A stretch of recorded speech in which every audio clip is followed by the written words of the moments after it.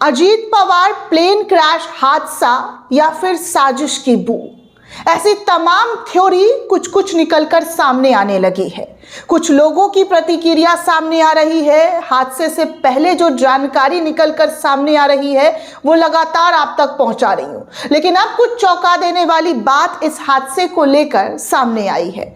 क्या है पूरा मामला, क्या है पूरी जानकारी, वो आपको एक एक करके बताने वाली हूं। लेकिन ये हादसा हर किसी को डरा दे रहा है, अंदर तक कपा दे रहा है। जांच पड़ताल चल रही है, फिलहाल कुछ भी कह पाना मुमकिन नहीं है। लेकिन जो लोगों की थ्योरी है, जो लोगों के जरिए लिखा जा रहा है, बोला जा रहा है, वो भी बताना बेहद जरूरी हो जाता है। दोस्तों, एक महाराष्ट्र के डिप्टी सीएम अच्छे खासे चलते फिरते और अचानक से विमान हादसा में उनकी मौत हो जाती है। उनके साथ जितने लोग सवार थे उनकी भी मौत हो जाती है। कोई भी एक शख्स इस हादसे के दौरान नहीं बचता है। लोगों के मन में कई सारे सवाल खड़े हो रहे हैं, जैसा कि मैं बार बार रिपीट कर रही हूं, आपको बता रही हूं कि लोग बहुत तरीके से सोच रहे हैं कि आखिर इस हादसे के पीछे की वजह क्या थी। टेक्निकल इशू था या कोई षड्यंत्र था, कोई साजिश था, क्या हो सकता है। क्योंकि जो तस्वीरें आपके सामने रखने वाली हूं, उन तस्वीरों को अगर आप देखेंगे, समझेंगे, तो आपको समझ में आएगा कि क्या हो सकती है स्थिति और किस तरीके की स्थिति जो है अजीत पवार मामले में देखने सुनने को मिला है। सबसे पहले मैं आवेश तिवारी का आपको ये ट्वीट रखना चाहूंगी। जिस प्लेन पर, जी हाँ, जिस विमान पर अजीत पवार सवार होकर निकले थे, उस विमान को, जी हाँ, उस विमान को जो है कहा जा रहा है कि उड़ने की इजाज़त नहीं दी जानी चाहिए थी, लेकिन फिर भी इस विमान को उड़ने की इजाज़त दी।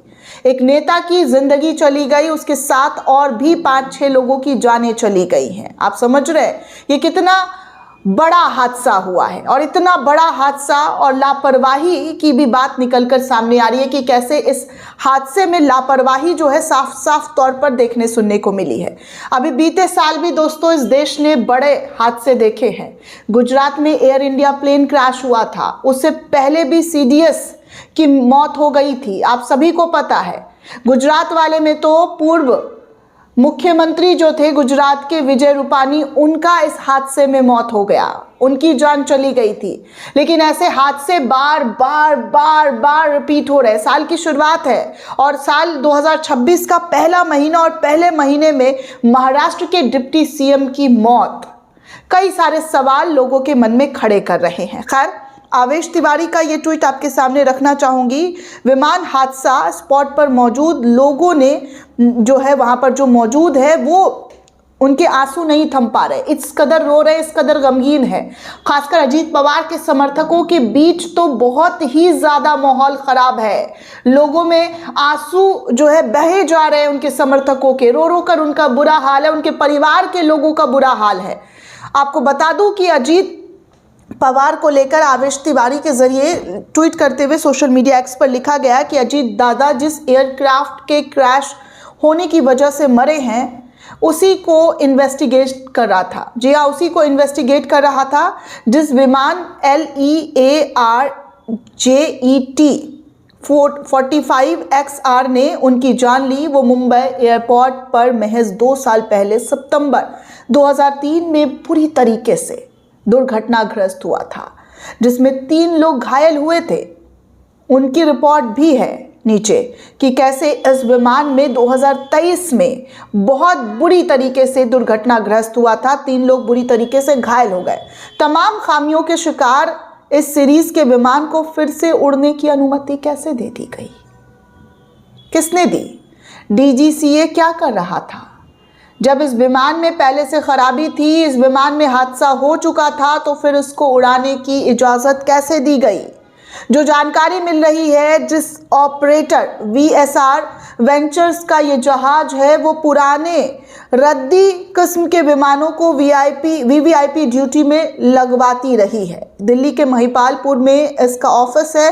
कई बार फ़ोन कर चुका हूँ, ना इसका मालिक कैप्टन रोहित सिंह अपना मोबाइल फ़ोन उठा रहा है, ना इसके ऑफिस का कोई बंदा फ़ोन उठा रहा है। अजीत दादा की मौत की सही जांच होनी बेहद ज़रूरी है। ये जानकारी दोस्तों निकलकर सामने आ रही है। स्क्रीनशॉट्स भी कुछ शेयर किए गए हैं इस जानकारी के, वो भी आप स्क्रीन पर देख सकते हैं। और जहां पर विमान दुर्घटना हुआ है वहां के भी हालात आप को तस्वीरों के माध्यम से दिखा सकती हूँ, क्योंकि एबीपी न्यूज़ का ये वीडियो है, तो ये वीडियो मैं आपको एबीपी न्यूज़ का नहीं दिखा सकती हूँ, कॉपीराइट इशू होता है, आप सभी को पता है, मैं बार बार बता चुकी हूँ आपको कि कैसे इश्यूज़ हो जाते हैं। और कुछ तस्वीरें जो है, कुछ वीडियोस जो है वो आप तक नहीं पहुंचा पाती हूँ, क्योंकि मसला इन सारी चीज़ों का होता है, कॉपीराइट वगैरह का। तो आप देखिए कि जो विमान पहले से ही ख़राब था, उस विमान को उड़ाने की इजाज़त क्यों दी गई? जो विमान में पहले से ही दुर्घटना हो चुकी थी, उस विमान को उड़ाने की क्यों परमिशन दी गई? वो भी वीवीआईपी ड्यूटी में इन विमानों को लगाया जा रहा था। तो ये क्या बहुत बड़ी चीज़ें अनदेखी नहीं की गई है कि जिन लोगों की सुरक्षा की जिम्मेदारी की बात कही जाती है, सोचिए एक वीवीआईपी और उनके साथ 6 लोगों की जान चली जाना, ये कोई कम बात नहीं है, बहुत बड़ी बात होती है। और आम लोगों की भी ज़िंदगी की बात की जाए तो अभी अहमदाबाद में, गुजरात में जो प्लेन हादसा हुआ था, वो भी बहुत बुरी तरीके से क्षतिग्रस्त हुई थी, वहाँ पर भी लोगों की जान चली गई थी, एक शख्स सिर्फ उस प्लेन में बचे थे। इन सब के बावजूद भी इतनी लापरवाही क्यों बरती जा रही है? क्यों ऐसी चीज़ों को उड़ाने की सहमति दी जा रही है जो कि उड़ने लायक ही नहीं है, जो पूरी तरीके से खंडहर है? और खंडहर प्लेन को उड़ाने की इजाज़त अपने आप में कई सारे सवाल उठाते हैं। आगे देखिए, कुछ और लोग हैं, अनुमन आचार्य जो हैं, उन्होंने कुछ बिना बोले हुए ऐसी जानकारी साझा की है और कहा जा रहा है कि बीएमसी में बीजेपी का ही मेयर बनेगा और ब्लड के कुछ बूंद इस काले पोस्टर में नज़र आ रहे हैं कि समझने वाले समझ गए, बोलने के लिए कुछ बचा है क्या? बिना नाम लिए हुए बहुत कुछ बोलने की कोशिश इनके ज़रिए की जा रही है कि बीएमसी में बीजेपी का ही मेयर बनेगा, बाकी जो समझदार है वो समझ गए। आगे एक और यूज़र है, वो लिखते हैं कि महाराष्ट्र नगर निकाय चुनाव में एनसीपी ने 707 सीटें जीती थी। महाराष्ट्र में इसके 41 विधायक हैं। शरद पवार की विरासत के उत्तराधिकारी के रूप में अजित पवार का नाम अब निर्विवाद हो चला था। विशेषकर एनडीए में जाने के बाद उनका कद लगातार बढ़ता हुआ नजर आ रहा था। ये विमान हादसा ऐसे समय में हुआ है जब पवार समर्थक कैडर अपना नेता मान चुके थे। कई बार दोनों एनसीपी के एक होने की बात भी चल रही थी शरद पवार के साथ, बैठकें भी हुई, लेकिन चीज़ें जो है बेनतीजा रही।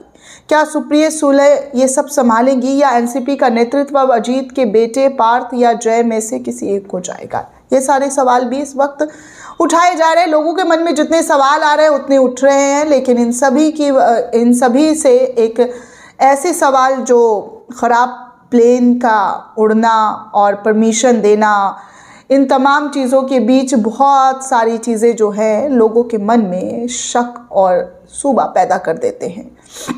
दोस्तों, इससे पहले भी बड़े हादसे हो चुके हैं और इन हादसों को बार बार जी हाँ नज़रअंदाज किया जा रहा है, लोगों की जान के साथ खिलवाड़ हो रहा है। तो आखिर इन तमाम चीज़ों पर कैसे रिएक्ट किया जाए?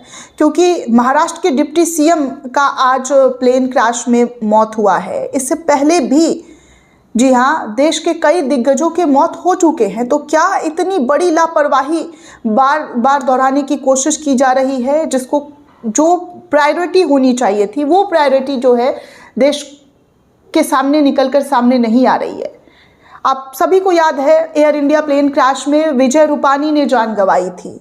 गुजरात के अहमदाबाद में बीते साल की ही बात है, जून की, जब एयर इंडिया का प्लेन क्रैश हुआ था। इस हादसे में गुजरात के मुख्यमंत्री विजय रूपानी का निधन हो गया और इस विमान में 242 लोग सवार थे, जिनमें सिर्फ एक शख्स की जान बची है।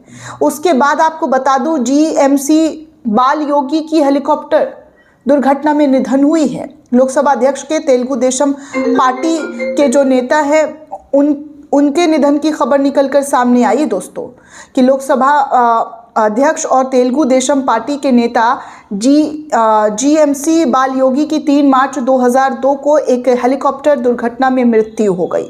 हादसे के समय वो आंध्र प्रदेश की पश्चिमी गोदावरी जिले के भीमराव से आ रहे थे और उनका हेलीकॉप्टर कृष्णा जिले के कैकलूर के निकट दुर्घटनाग्रस्त होकर एक तालाब में गिर गया, जिसके बाद उनकी जान चली गई। उसके बाद हरियाणा के मंत्री ओम प्रकाश जिंदल की दर्दनाक मौत हुई है। ओम प्रकाश जिंदल और सुरेंद्र सिंह 2005 उद्योगपति और हरियाणा के मंत्री ओम प्रकाश जिंदल और कृषि मंत्री सुरेंद्र सिंह 2005 में हेलीकॉप्टर दुर्घटना में उनकी जान गई। उनका हेलीकॉप्टर दिल्ली से चंडीगढ़ जा रहा था, तभी उत्तर प्रदेश के सहारनपुर में ये भीषण दुर्घटना हुई।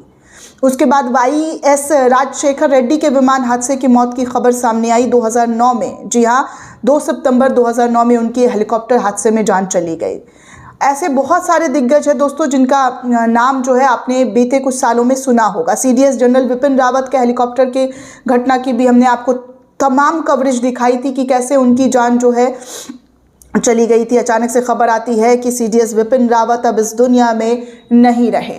तो इस तरीके की चीज़ें जो है बार बार देखने को मिली, लेकिन इन तमाम चीज़ों को रोकने की बजाय, इस पर काम करने की बजाय हमेशा से ढिलाई देखने को मिली। अभी जो रिपोर्ट, जो खबर आ रही है, वो भी बहुत सारी चीज़ें लोगों के सामने, लोगों के मन में खड़े कर रहे हैं कि आखिर इतनी लापरवाही कैसे की जा सकती है, वो भी VVIP के लिए। आम जनता की तो मैं बात कर ही नहीं रही।